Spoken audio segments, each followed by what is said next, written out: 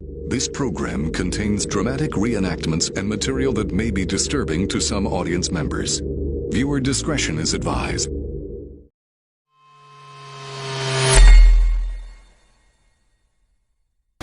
Disaster on a remote Sierra peak. I saw it coming and I kind of froze. A loose boulder crushes a hiker's leg and sends him sliding out of control. There was a streak of red blood passing me on the right-hand side. The next decision he makes is a life changer. I knew if I tourniqueted the leg, I was probably going to have to cut the leg off. Alone in the wilderness, on a barren mountainside with no one looking for him, the struggle to stay alive will take everything this hiker knows about survival.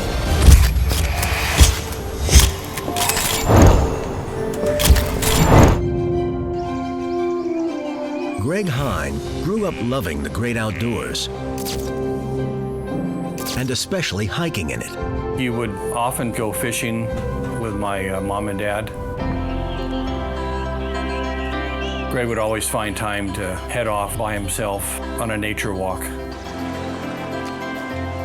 And I love getting lost in the mountains too. I actually physically tried to get lost in the Sierras as much as I could. I just hike off and I usually would come back a little bit later than the time I was given, but I always found myself coming back. Greg became a whitewater rafting guide, learned everything he could about trees and plants, and eventually majored in environmental sciences in college. Finally free from coursework, the only thing Greg wanted to do was go on a hike in the Sierras. I really hadn't been doing a lot of hiking because I was either working or back at school. So the hike 4th of July weekend was definitely a way to decompress and get in touch with the mountains again. Greg's plan was to leave on Thursday, return home on Monday. Hey Greg, where are you off to? I'm going up to Kings Canyon for the weekend, up on Goddard. He didn't outline the trip very well, which was common with Greg. That sounds like fun. When do you think you're going to be back? Monday. Basically, all we ever got to hear was, I'm headed to X, and I'll be home sometime. He might have been an expert outdoorsman and hiker, but packing for a hike was not Greg's strong suit. As typical, his manner of exit was chaos. He's running through the family room. Dad, do you know where my stove is? And I rolled my eyes and I thought, well, how in the world would I know where your stove is? I don't know where any of your gear is. Greg's destination was Kings Canyon National Park, east of Fresno, California. There he intended to climb Mount Goddard. From its summit, with an elevation of over 13,000 feet, there are views of virtually every major peak in the high Sierras. Kings Canyon is a very diverse area, lots of different topography there, over 14,000 feet and the higher portions of the Sierra Crest. Considered the baby brother of Yosemite, there are hundreds of thousands of wilderness acres in Kings Canyon. Many places within Kings Canyon National Park are very remote and also very isolated. Very few people actually make the summit of Mount Goddard in any given year. On his trek, Greg could stop at Blaney Hot Springs, camp out at Martha Lake, summit Goddard, and then check out Wanda Lake on the return before taking one last dip in the hot springs. I've been solo hiking since I was 18. I've done 200+ mile trails, and I find that the main reason why I solo hike is just because I can't find anybody to go with me on the days that I have free or that want to do the miles that I want to do. Greg got to the park late Thursday. He took his GPS and a camera, but left his guidebook and cell phone behind.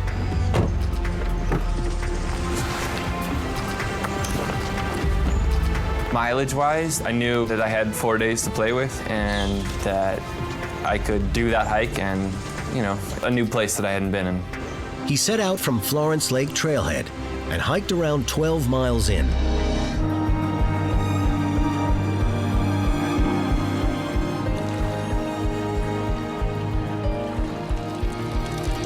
He camped out in a meadow by Blaney Hot Springs.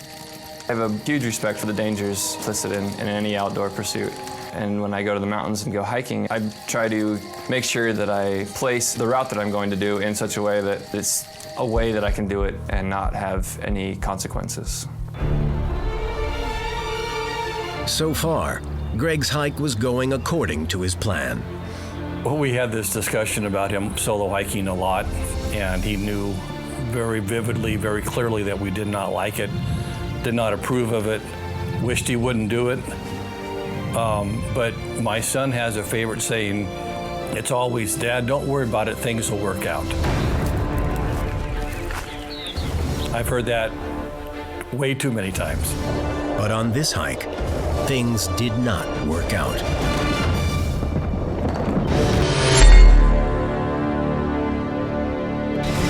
Greg Hine was finally on the trail of a long overdue hike in the Sierras. His plan was to summit Mount Goddard in Kings Canyon National Park over the 4th of July weekend. Greg never found his stove before he left home, so his only provisions were some hard dehydrated food packets and water. After a couple hours of hiking, he came to a trail juncture.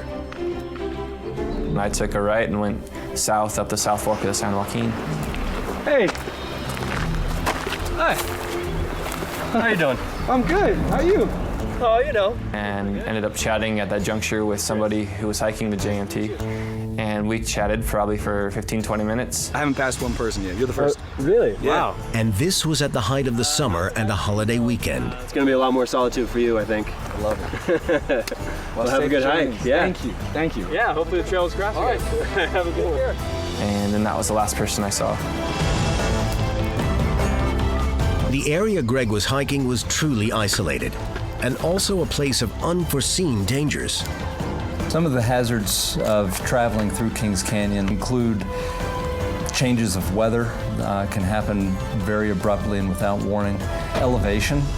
Much of that area is very near or above 8,000 feet in elevation, where a lot of people start having high-altitude pulmonary edema or high-altitude cerebral edema, which can be very life-threatening and are not uncommon inside of the park. By the end of the day, Greg reached Lake Martha. He had also climbed to an elevation of around 11,000 feet, but so far, the altitude didn't have any effect on him.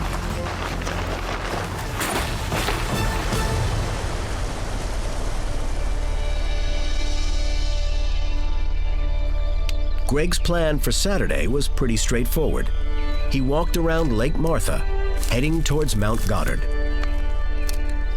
As he hiked along, the terrain noticeably changed. This was ancient glacier country, and he was now in a boulder field.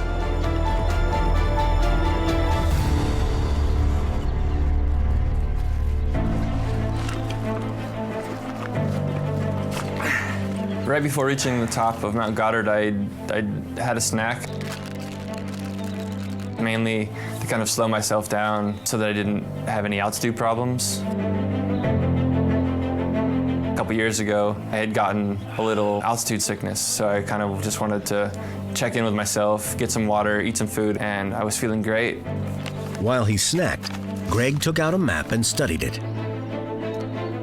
His concern was how he would come back down the mountain from the top. I didn't know the ridge, and I didn't know what was there and what difficulties were really present. I just knew the north side of the Goddard Ridge had a pretty decent drop, and the south side was a little bit easier to walk. He decided to make his final decision at the summit, and he couldn't wait to get there. In his rush to pack up, he didn't realize he left his map behind.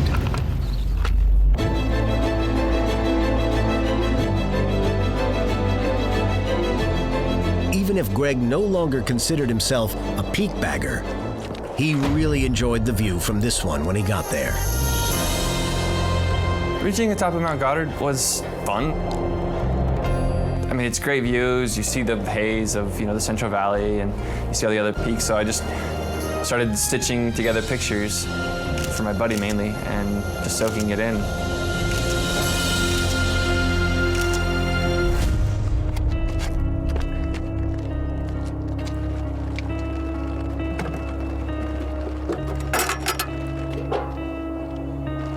When he went to sign the summit register, he was slightly taken aback. I looked at the trail register and there had only been 3 or 4 people who had signed it that year. That kind of was maybe my first indication that I was in a fairly remote part of the park, and I thought Mount Goddard was a much more heavily traveled peak, and my mind was shifting to how do I get off? That was still troubling me a little bit as which way I wanted to go. A steep gully filled with boulders stretched out in front of him. I didn't want to side hill through a fairly large boulder field for a few miles, so I just was looking for the least technical route down the North Ridge.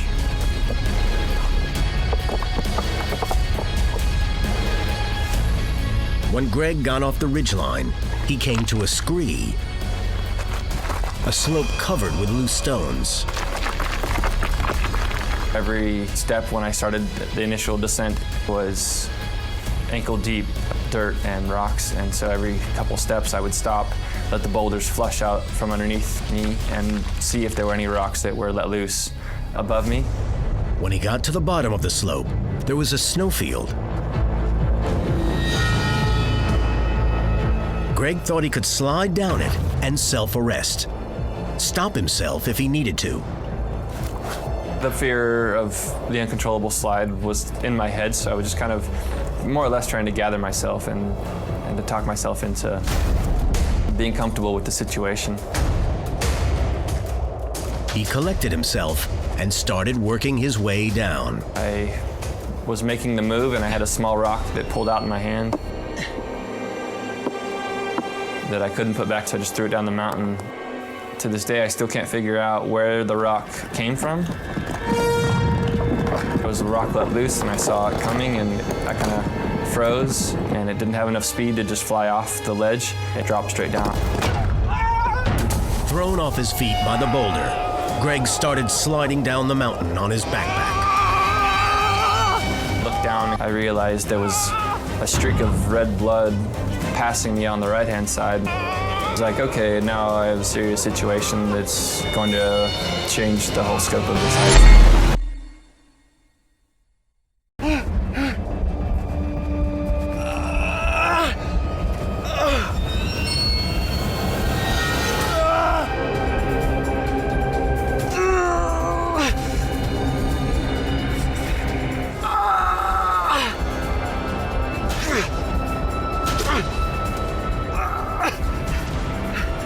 He also knew he could become hypothermic lying in the cold, so he immediately put on some extra clothes. The adrenaline was flowing and it prevented most of the pain from being something that was too tough to deal with. It was just kind of like, okay, breathe, relax. Not only was Greg worried about bleeding out, he was fearful of losing consciousness. Next, Greg knew he had to splint his broken leg and stabilize his foot. Luckily, he had held onto one of his trekking poles during the slide.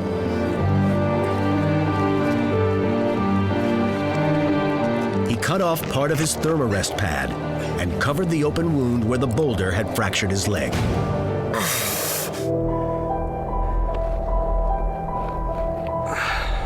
He came to a decision while splinting his leg. He needed to move to a more comfortable place to stay until he could figure out what he was capable of doing next.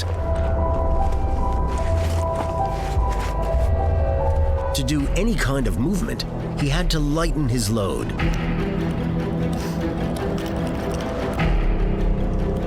He decided to leave his sleeping bag and food and water behind.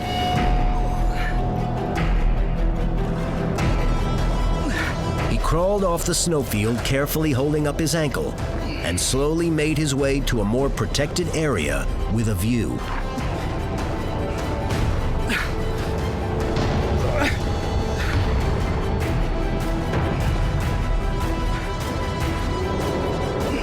I knew immediately when the accident happened that you can go 3 days without water and 3 weeks without food.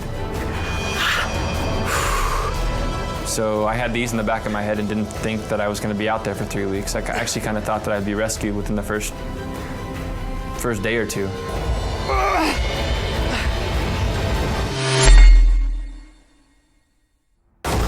was a hiker's worst nightmare.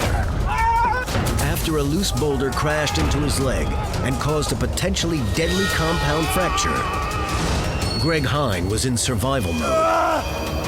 His immediate concern was the bleeding.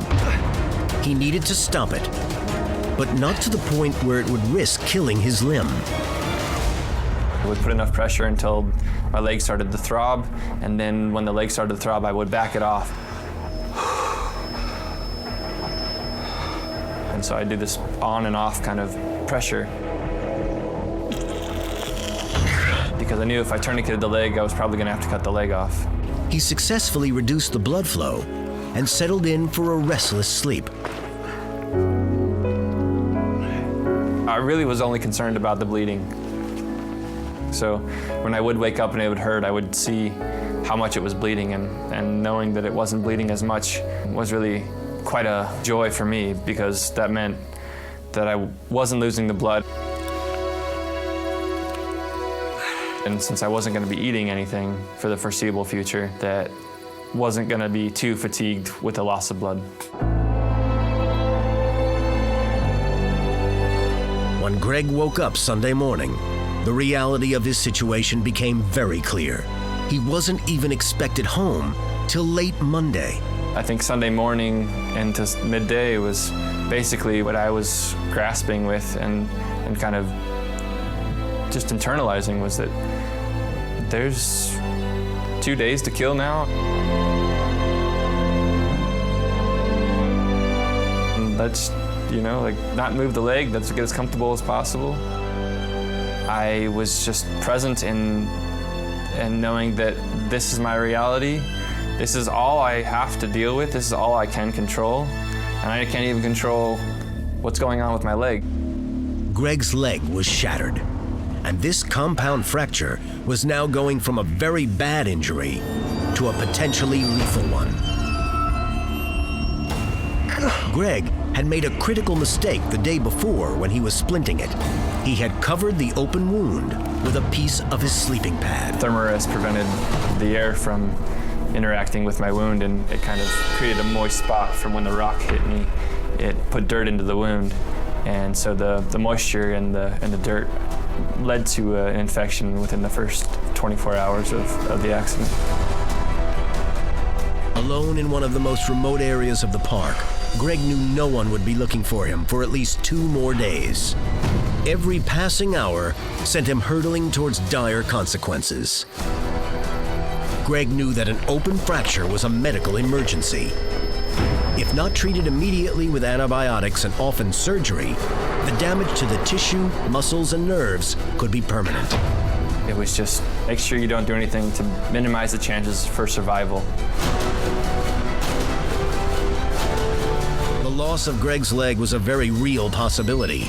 Even worse, if the infection spread throughout his body, it could kill him.